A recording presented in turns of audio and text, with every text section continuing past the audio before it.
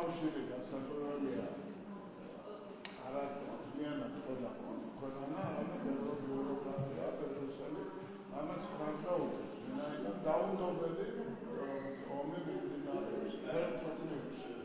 არასაკუთრებად საქართველო არის ერთ-ერთი სეგმენტი ამ დაპირისპირებაში. ჩვენ მაინც ვფიქრობთ, რომ უსამართლობასთან ერთად აუცილებლად უნდა ვისაუბროთ პრაგმატიზმზე, სისხლიან პრაგმატიზმზე, რომელიც განაპირობებს ასეთი აქტის მიღებას. ვინაიდან საქართველო ამ შემთხვევაში ხელისუფლება საქართველოსი, რომელიც თავისი ქვეყნის თავისი ინტერესებისთვის ბრუნავს, ხშირ შემთხვევაში თავის საგარეო პოლიტიკით არ ემთხვევა იმ პოზიციას და იმ პოლიტიკას, რომელიც გააჩნია ბრიუსელს.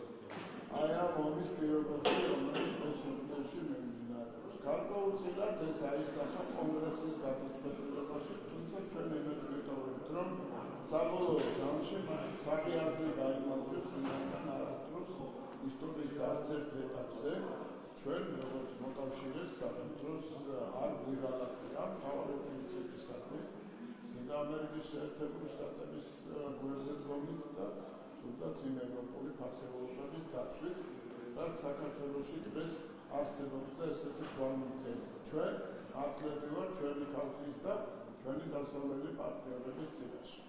თუ კი ამ გადაწყვეტილებებს განაპირობებს გარკვეული პოლიტიკური კონექტურა, ამასაც უნდა შევხვდეთ საკმაოდ ხარად, საღი აზრით და რეალური ინფორმაციის მიწოდების ვალდებულებით ხელისუფლების მხრიდან საზოგადოებისადმი. აი ეს არის ის ფორმულა, რომელსაც ჩვენ დღეს მივყვებით.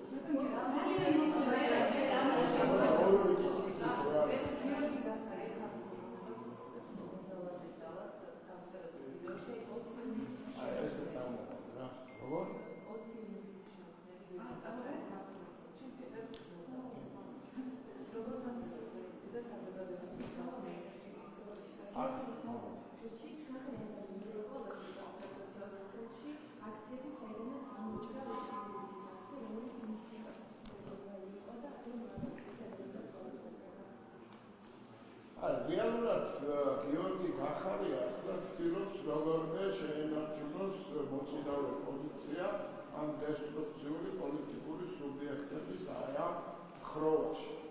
გასაკვირველია მისი ინტერესი არის, რომ საქართველოსთან დაკავშირებით მასზე გაკეთდეს სწორება, როდესაც თქვათ მარიონეტების შეჯიბრება მიმდინარეობს. ამბობს, რომ მე უკეთესი მარიონეტი ვარ, ვიდრე თქვათ ახალი ნაცნობრაობის გაერთიანება, ძველი ნაცნობრაობის გაერთიანება.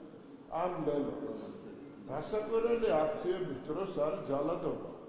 სწორედ ეს ძალადობა დაიგეგმა და გახარია არის ერთ-ერთი მონაწილე ამ ძალადობის დაგეგმვისა, რომელიც 20-ში მოხდა. როგორ შეიძლება, რომ საათობით პოლიციელები დააყენონ გააფთრებული ბრბოს წინაშე, რომლებიც ფიზიკურად უტევენ და შემდეგ ეს პოლიციას მხოლოდ რაღაც რამოდენიმე საათის მერე მისცეს საშუალება, რომ შესაბამისი ზომები მიიღოს. და თანაც მიიღოს უკვე ისეთი ბრუტალური ზომები, როდესაც ადამიანის სერიოზული დასაფიჭრება ხდება. სხვა აქციების დროსაც ხდება დაპირისპირება საქართველოში, ევროპაში, სადაც გინდა. მაგრამ როცა ამას განგებ გეგმა, გასაკვირველი აქ უკვე გახარიას არგუმენტები არაფრად არღის თუ არა კიდევ ერთი დასტური იმისა, თუ რაც წარმოადგენს გახარია და მისი პოლიტიკური გუნდი. ეხლა აი ესეთი ის დავინახე რა.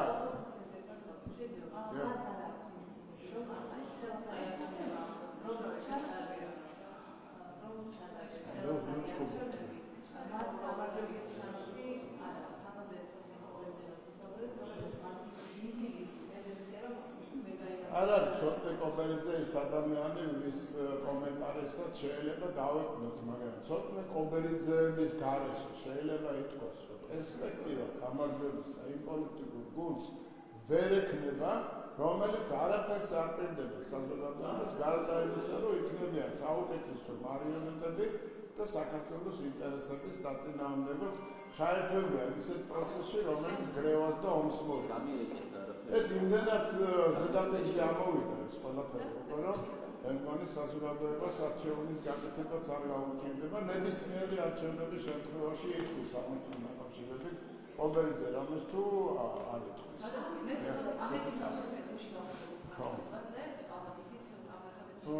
თქვენი იმასაც მაუსმენთ რა გაბრაზდით, რომ იქ პანიკა არ თქონდა.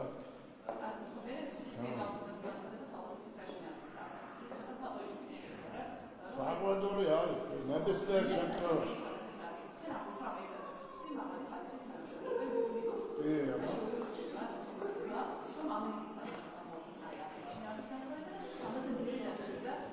არა, ჯერესერთი ჩვენი უსაფრთხოების სტრუქტურები სუსი მათ შორის ამერიკულ შესაბამის სტრუქტურებთან ხელმძღვანელობ თანამშრომლობენ ინტენსიურად მაღალი დონით ეს ჩვენი ნათქვამი არ არის, ეს არის ანგარიშები მათ შორის სახელმწიფო დეპარტამენტის მხრიდან, მათ შორის ძველი ადმინისტრაციის დროს, როდესაც ანტიტერორისტული საქმიანობა თუ ნებისმიერი საქმიანობა უსაფრთხოებას უკავშირდება, არის შეფასებული უმაღლეს დონეზე, მათ შორის ამერიკის შეერთებული შტატების მხრიდან და სწორედ ეს იყო საყურელის მიზეზიც, იმიტომ რომ ნებისმიერ შემთხვევაში ჩვენ ყველა საერთოს ვისარგებლებთ თქვენი ეთერით და მოვუწოდებთ, რომ თუ კი ასეთი რამე ინფორმაცია შემოვუვათ, საერთოში პირველ რიგში მიაწოდონ ადგილობრივი მმართველობის ხელისუფლების შესაბამის სტრუქტურებს ინფორმაცია და იმოქმედონ ისევე ძალიან ინტენსიური თანამშრომლობით, როგორც ჩვენი უსაფრთხოების სამსახურების თანამშრომლობა და ეს იქნება სწორი გადაწყვეტილება. ის რომ ამ ქვეყნებში ისე განცხადებას, რომელიც არის ის სამსახურმა, გასაკვირველია ეს გარკვეულ გაუგებრობას წარმოშობს. მე უყურე გუშინ თქვენი ტელევიზია ფორმულას კომენტარს ამასთან დაკავშირებით. შეშფოთება გამოითქვა სერიოზული გაწმილება, όπως ემოდამნებს, რომ პანიკა არ ატყდა და არ დაიწყო ხალხის ესე გამოსვლა და გამოვარდნა იქიდან შენობებიდან და პირველწილად. აქედან გამომდინარე არის ის საქმიანი იმოწერაც და განცხადებებიც, რომელიც გააჩნდა სულ სამსახურში. საკმარისია რა.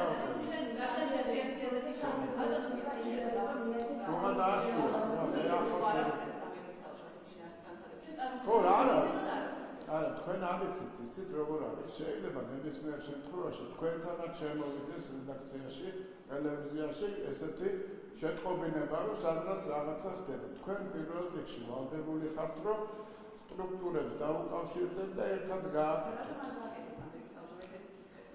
ხო, არ ვიცი. არა, არავითარი უბნებლობა არასდროს არ ყოფილა, ფაქტები ადასტურებენ და რატომ არ გააკეთა რა, მე არ უნდა მკითხოთ ეგ. სწორედაც ეგ არის საკითხი, რომ ხარისხი, თანამშრომლობის ხარისხი იმდენად მაღალია ჩვენ სტრუქტურებს შორის, გასაკვირველია ეს უნდა ტრადიციად დამკვიდრდეს, რომ ნებისმიერ შემთხვევაში იქნება ეს საფრთხე თუ იქნება ნებისმიერი სხვა გამოვლინება.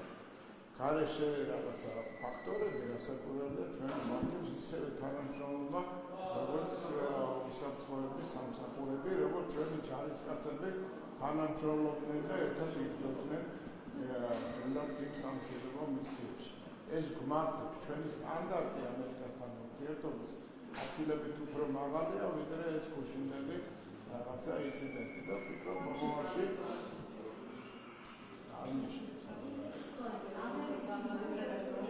ერთი წუთით, ხო დავიწყე, გავიხედე აქეთ, ხო მოჩით ახლა რა. რაღაცა თუ მე რა ვიცი, გამარჯვება ესე ვიმაშინა. თემა ამოწურებული.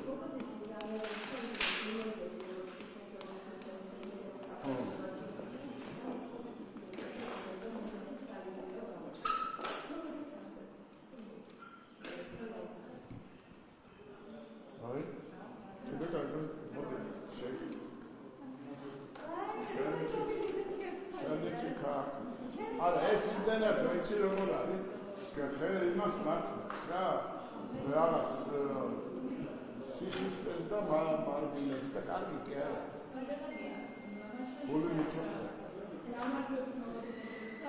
ოპოზიციის მონაწილეობა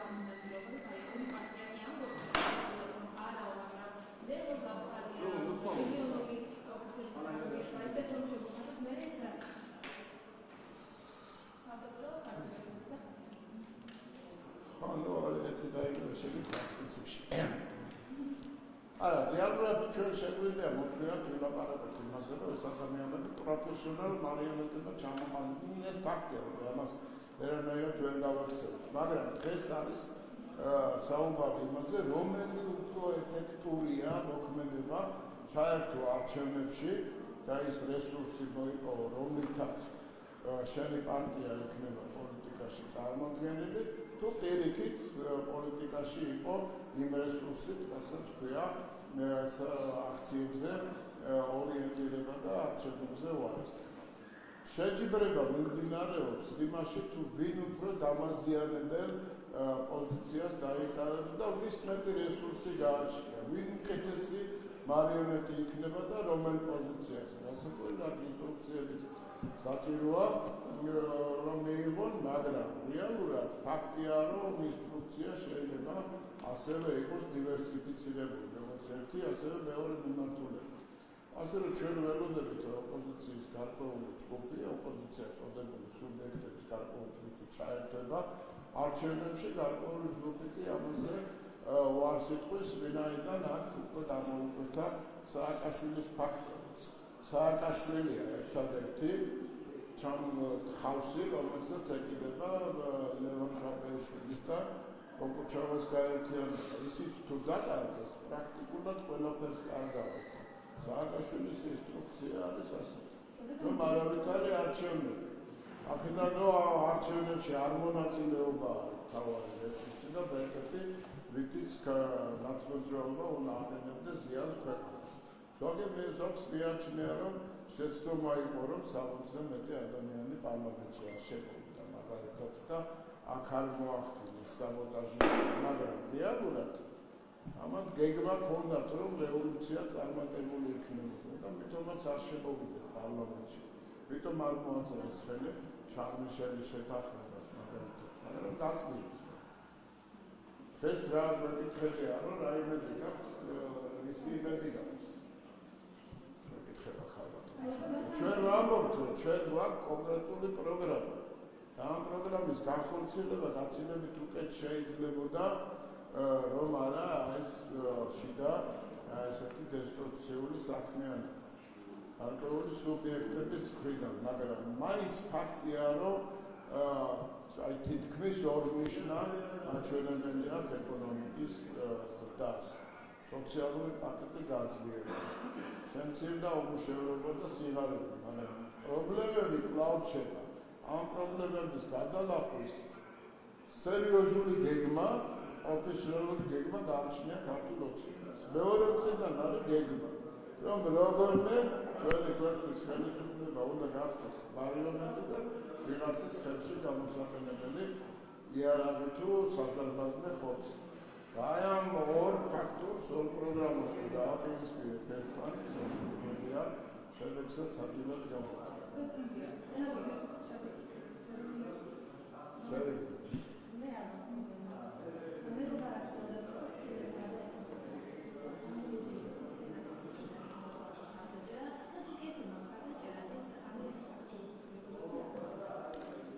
ყოველგვარი პროპაგანდის გარეშე უნდა თქვა, ჩვენ ყოველთვის პოზიტიური მოლოდინი. იმიტომ რომ სურვილია ძალიან დიდი, რომ დაუბრუნდეთ იმ საუკეთესო პერიოდში, როდესაც ჩვენი თანამშრომლობა იყო სამაგალითო, ჩვენსა და ამერიკას შორის.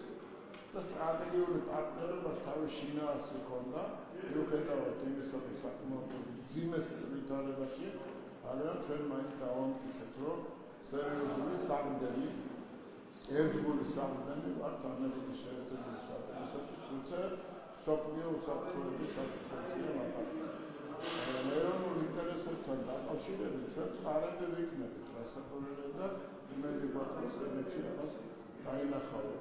იმედი გვაქვს, რომ ახალ ადმინისტრაციის პირობებში ის სტანდარტები, რაც ჩვენ უკვე განვაცხადეთ და არის ზუსტად ერთნაირი, იქნება მხედველობაში მიღებული და იმედი გვაქვს, რომ ეს ტალღა გადაიგდეს იმ წუთში, როგორც კი მსოფლიო მშვიდობის დღის წესრიგზე გადის.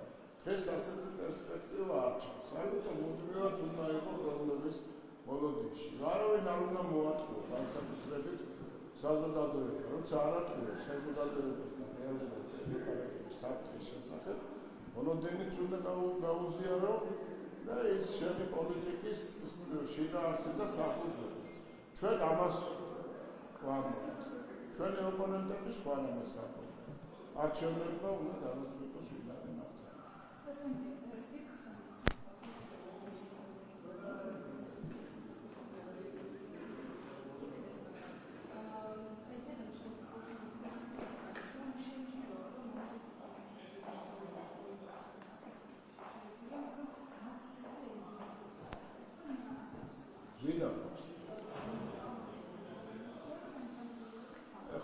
პარლამენტის თავმჯდომარე ამბობს, რომ აბდინამ გადაინაცვლა ბრიუსელში.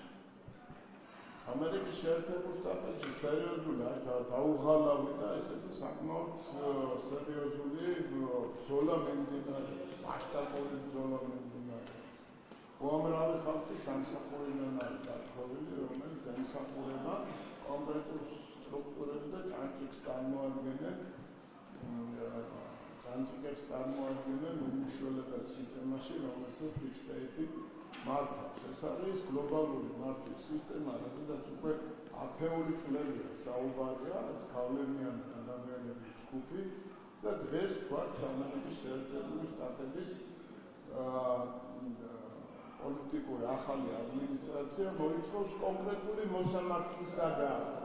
რომ აღიაროს, რომ Deep State-თან დაკავშირებული ორ ადამიანთან მას ჰქონდა კავშირი და ამ მოტივით უტევდა ტრამპს, როდესაც იგი პირველ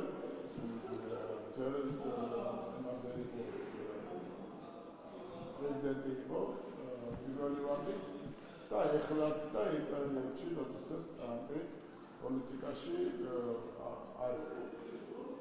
რომ ამასთან დაკავშირებით თუ არ აღიარებს მოსამართლეს, სასამართლოს მოსამართლეს, უმაღლესი რანგის მოსამართლეს იმპიჩმენტი ელოდება. თქვენ წარმოვიდგინეთ დაძაბულობის და დაპირისპირების ხარისხი ამერიკის შეერთებულ შტატებში, სადაც სასამართლო არის ხელუხლებელი სტრუქტურა. და გარდა ამისა, თუ დაუშვებთ იმას, რომ ჩარევის გარეშე ხდება თქვათ ორი ბირთვული სახელმწიფოს დაპირისპირება პაკისტანის და ინდოეთის. აქ უამრავი ხარის ინტერესი არის წარმოქმნილი და გასაკვირველია ამ პროცესის განვითარება არის მნიშვნელოვანად გარკვეული პოლიტიკური ძალების ინტერესში, რომლებიც ფიქრობენ, რომ რაღაც გარკვეული ალიანსი არ უნდა შეიქმნას. საპირისპირო იმისა, რომელიც დღეს არის შექმნილი Deep State-ის მიერ. რაც შეეხება ბრიუსელს, ერთი დამახასიათებელი ნიშანი უნდა გავითვალისწინოთ ყველა. ოპოზიციაში ვინც არის და ვის უმრავლესობას უწევს მხარს. აქ არის რეალურად შეცვლილი სტრუქტურა თვითონ ევროკავშირის. როდესაც ქვეყნები კი არ განაპირობებენ პოლიტიკას, კონსენსუსს, არამედ ბიუროკრატია განაპირობებს გარკვეულ პოლიტიკურ ნაბიჯებს. და დღეს უკვე გადაწყვეტილებაზე ლაპარაკობენ, შეუძლია თუ არა უმრავლესობას გადაჭრას ესაკუთრის საკითხი კენჭისყრით და არ კითხოს უმცირესობას მაშინ, როცა ევროკავშირი სწორედ კონსენსუსის სისტემაზეა აგებული. გაეროში მაგალითად ვერაფერს ვერ გადაწყვეტს გენერალური მდივანი, თუნდაც სრული მანდატი არ აქვს გაეროს უშიშროების საბჭოსთან. აქედან გამომდინარე, უნდა ვიმსჯელოთ იმაზე, რომ სამხედრო რიცხვება საფრთხეები რეალურია და ამ საფრთხეებს უნდა დავუპირისპიროთ პრაგმატული პოლიტიკა. ისევე როგორც ჩვენ ვიპირისპირდება პრაგმატული სისხლიანი პოლიტიკა. შეიძლება ვიღაცა დაგმო, ვიღაცას დამამცირებელი სიტყვები უწოდო, მაგრამ ფაქტია, რომ საქართველოში შიგნით არსებობს გარკვეული ძალა, რომელიც სრულად ექვემდებარება ამ გლობალური ომის პარტიას. მოიხდი ოლიგარქიულ ძალას, რომელიც სოფლის პარტიის პრეტენზიას აცხადებს. იმედი გვაქვს, რომ დამარცხდება ახალ ადმინისტრაციასთან ბრძოლაში. ახალი ადმინისტრაციაც მარტო არ უნდა დარჩეს, იმიტომ რომ ბრძოლა არ შეიძლება რომელიმე მხარის 100%-იანი ნაბაჯები გამტარდეს. გარდამავალი უპირატესობას ვხედავთ, მათ შორის საქართველოსთან მიმართებაშიც. ასე რომ თუნდაც ეს მეგობარი აქტი არის, აი გარდამავალი უპირატესობის ერთ-ერთი გამოხატულება. როგორც შეიძლება აი როგორც ვინც შეიძლება დაუშვას, რომ საქართველოს ექცევა ირანის პოლიტიკური გავლენის ქვეშ. ეს ხო აბსურდია. ყველა მიცის რომ ამის არანაირი ნიშანი არსებობს, ისევე როგორც არ ხდება კომუნისტური ჩინეთის ნაწილი, როცა ჩინეთი პორტს აშენებს, არ შეიძლება ვინმე თქვას, რომ ამერიკულ კომპანიებს ვინმე დაუშალო შემოსვლა. პირიქით, ყველამ კარგად ვიცით, რომ ჩვენი მონდომება სწორედ ეგ იყო. და არც ევროპული კომპანიების შემოსვლა შემთხვევით. დღეს ანაკლიის პორტში მუშაობენ ევროპული კომპანიები ამ მშენებლობაში. თუკი ჩინეთი იქ არის, ეს იმას არ ნიშნავს, რომ მას პოლიტიკური გავლენა ექნება საქართველოს ვინაიდან ჩინეთი ვერანაირ ეკონომიკურ პროექტს ვერ განახორციელებს ისე, თუ არ ექნა გარკვეული შეთანხმება და ურთიერთობები მოგვარებული დასავლეთის ქვეყნებთან, აზიის ქვეყნებთან. წინააღმდეგ შემთხვევაში ცალკე პორტი გამოუნა ხაერში დამოკიდებული თუნდაც ანაკლიაში, თუნდაც საქართველოში, მხოლოდ ინფრასტრუქტურა, სხვა არაფერი.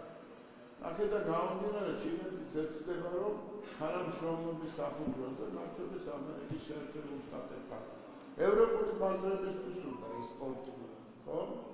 აქედან გამომდინარე ჩვენ მომავალზე ვაკეთებთ აქცენტს და აღნიშნავს ის იმას, რომ ჩინეთის პოლიტიკურად დაუხვეწდებით აღიარებას კეთება უხდით. ასე რომ ამ მეგობარ აქტში არასწორი რომ მიწერია. მით უმეტეს არ არის სწორი, რომ ჩვენ აქ საგარეო კურსი შევიცვალეთ, ან არჩევნები არასწორად ჩავატარეთ. თქვენ წარმოგიდგენიათ საქართველოს რომ იყოს რუსეთის პოლიტიკური ორბიტაზე 13 წლის განმავლობაში. ამ ოკუპაციის რეჟიმს ხო რაღაც ცვლილება დაეთყობოდა. ან რაღაც პროცესი წავედოდა ისეთი, რომელსაც ჩვენ რუსეთი თქვათ ერთგული მოკავშირეობისათვის ვიბოძებთ. არ ხდება ხო ესეთი? 13 წელია ამის წინა პერიოდში რუსეთს ჩააბარეს ყველაფერი. 13 წლის განმავლობაში არც ერთი ნაბეჯი არ გადაგვიდგია ჩვენ რუსეთის, რომელიც რუსეთის ინტერესებს შეესაბამება და ამ 13 წლის მანძილზე რუსეთს არაფერი ისეთი არ გავაკეთებია, რომელიც ჩვენ სასიცოცხლო ინტერესებს შეესაბამება. არ ტერიტორიების ანგენაზე არც ამცაც საკითხს. ანუ ეს მეგობარი აქტის თითოეული პუნქტი რეალობას არ შეესაბამება.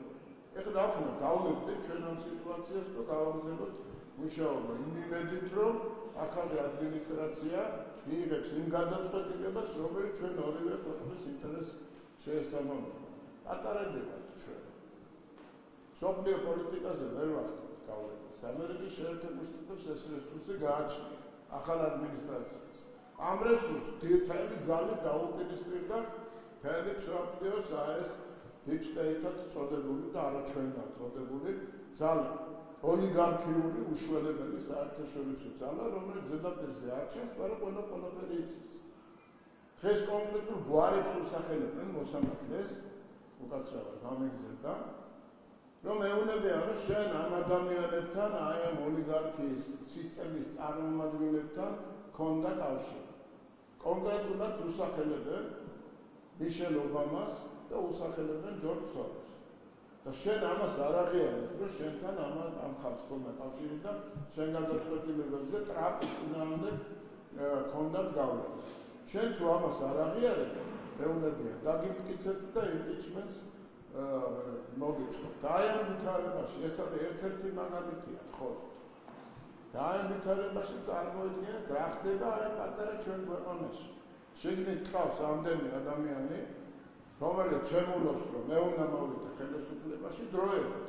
თქვენ როგორ გონიათ, რომელ დასავლურ ძალას შეიძლება გქონდეს იმედი, რომ აქ ელენე ხოშტარია, უკაცრავად რო აი კონკრეტულ პიროვნებად ხოშტარიები, ესე ვთქვათ, და გვარამიების სიტუაციას მოაგვარებენ. მით უმეტეს ადამიანების უმრავლესობა მათ ხარეს არ არის. როგორ მოაგვარებენ თავაძეები საქართველოში ვითარებას, ხო? გამორიცხული. აქედან გამომდინარე დროებით უნდათ ეს რაღაცა სტრუქტურა, ის გააკეთო ქვეყანაში, რაც იმ გლობალურ პოლიტიკას აწევს. დაუპირისპირდა ამას ტრამპის ადმინისტრაცია, რასაკვირველია ჩვენ არამარტო წარმატებას ვუსურვებთ, არამედ ზადავართ, რომ ვემსახუროთ, რაც შეგვიძლია ყველაფერში უკვე წლების მანძილზე ჩვენ ზუსტად იმ პრინციპებზე ვდგევართ, რასაც დღეს ვაშინგტონში ხმამაღლა აცხადებს.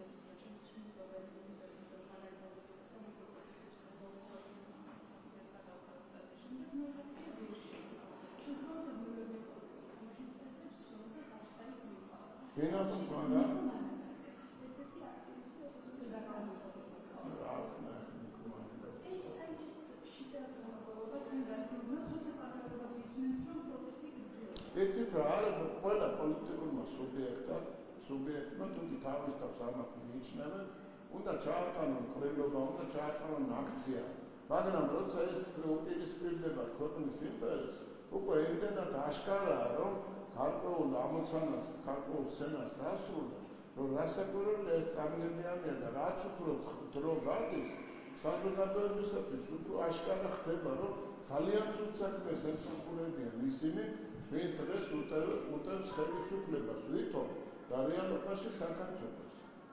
გრევისთვის გაწერეს ეს ქვეყანა. და ამ რეალობაში რასაკვირველია, ცოტა რთულია ყველა დააჯერო, რომ აქციის გამართვა პირობის პარალელურად არის ის, რაც აი ამ წუთში ჭირდება გამარჯვებას, მათ გამარჯვებას. ვფიქრობენ, რომ ჯობია ევროპის წარმომადგენლებთან ერთად 9 მაისს გამოხვიდე ევროპის მოედანზე. შემდეგ ლაპარაკი დაიწყება იმაზე ომიერობის ამთავრდა 8 მაისს თუ 9 მაისს. შემდეგ იმ აგვისტოს ომის თემაზე ექნება კიდევ ლაპარაკი. ეს ყველაფერი არის მოგონილი სცენარის გარკვეული ნაწილები. ან შობარობის არის 25-ში თუ 7 იანვარს. და აი ამ საკითხებზე რასაკვირველია 9 მაისს ევროპის მოედანზე ძალების მობილიზაცია მოხდება და მე არ ვფიქრობ, რომ საზოგადოების ის ნაწილი თავის პოზიციას შეიცვლის, რომელიც ფიქრობს, რომ ეს არის დესტრუქციული ძალების აღუნება.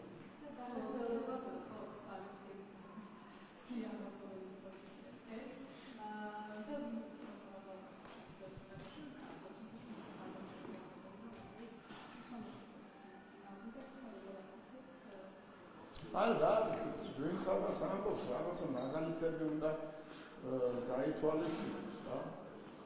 არის არათუ ხელის გართმა რაღაც მაღალ ჩინოსანის შინაგან საქმეთა სამინისტროს მაღალ ჩინოსანის მიმართ რაღაც გამოაქვეყნა საკმაოდ კორექტულს ვერ ვიტყვი, მაგრამ ყოველ შემთხვევაში უცნაური სიტყვები არ მოუხმარია ერთ-ერთ ჟურნალის გამოცემის რედაქტორს.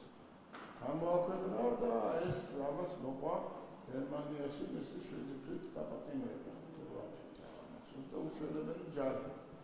ევროპული სტანდარტი არ ითვალისწინებს იმას, რომ შენ პოლიციას ფიზიკურად შეუძლია. ვის არ უნდა იყოს ჩვენთვის, არავისთვის, არც პოლიტიკური ხელმძღვანელობისთვის, არც საზოგადოებისთვის არ არის სასიამოვნო, რომ ვინმე გაჭერილია ამ ციხეში აღმოჩნდება. მაგრამ ფაქტია, რომ სამართლებრივი საკითხის გარდა ამ ხელის გართმას ჰქონდა კონკრეტული იდეა.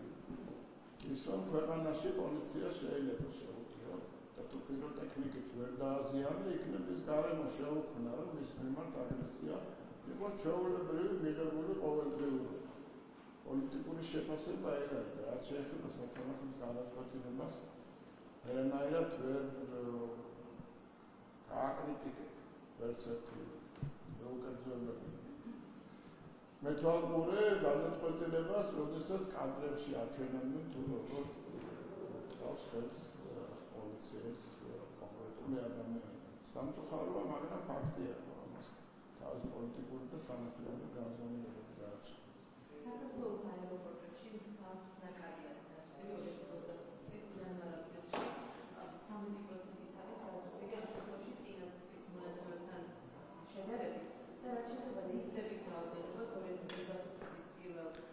20 თვეში რეისების რაოდენობა კი არის 15%-ით გაზრდა. მსგავსი გადაწყვეტილება ეცით რა არის პოლიტიკა საქართველოს საქართველოს სახელმწიფო პოლიტიკა ითვალისწინებს იმას, რომ შენარჩუნებული იქნეს შემოსავლის ერთ-ერთი მთავარი ნაკადი. ეს არის ტურიზმი. ტურიზმს აუცილებლად ჭირდება სტაბილური გარემო.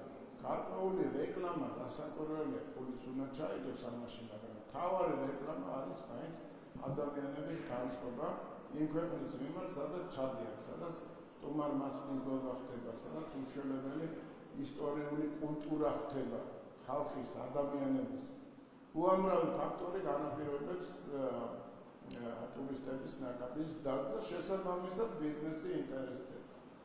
ფრენები ევროპიდან, ფრენები სხვა ქვეყნებიდან არის ის რეალობა, რაშიც დღეს ცხოვრობთ. და სწორედ ეს არის ისტორიკის მიზეზი, რომელიც ეს ამ ხალხის გარეთ გამოყვანას საპროტესტო აქციებზე გამოყვანას კიდევ უფრო დიდ დატვირთვას აძლევს. არ შეიძლება მათი აზრით საქართველოს წარმატებული. ყველა რეიტინგი, რომელიც ეხება იმას, რომ საქართველოში ტურიზმისთვის არის პირობები კარგი შექმნილი, ყველა რეიტინგი მოწმობს იმაზე, რომ საქართველოს დღესაც და ხვალისთვისაც კიდევ უფრო მეტი განვითარების პერსპექტივა